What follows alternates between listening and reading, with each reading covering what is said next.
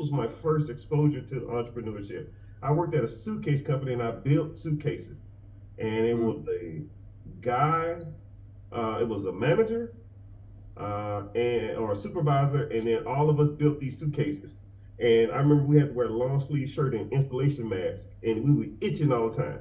And then you saw all the cars in the parking lot, and it was all like regular, normal, crappy cars. And then in the very first spot, it was a Porsche. I never forget it, silver convertible. And I remember I got there earlier, and I go to park in that spot where the Porsches normally. And then the manager came out and said, "You can't park there." I said, "Well, why?" He said, "The owner parks his car there." And I said, "Oh, okay, I'm sorry." So I moved my car, and then the owner gets out. The manager and all the employees, it was like 15 of us, was all brothers. And the manager or the owner was this old white dude.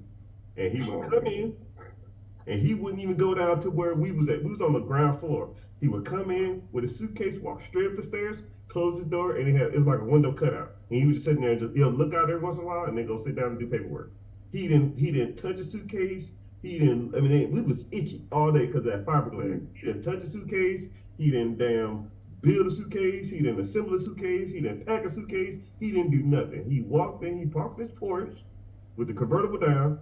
And he walked upstairs and he sat in his office the whole time. And then that was the first time I was really truly introduced to like entrepreneurship or like why who is that guy?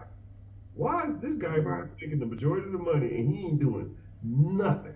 He ain't out here itching. He ain't out here fiberglass in his throat. I used to go home every day and itch and take like I had to take cold showers because it was so bad.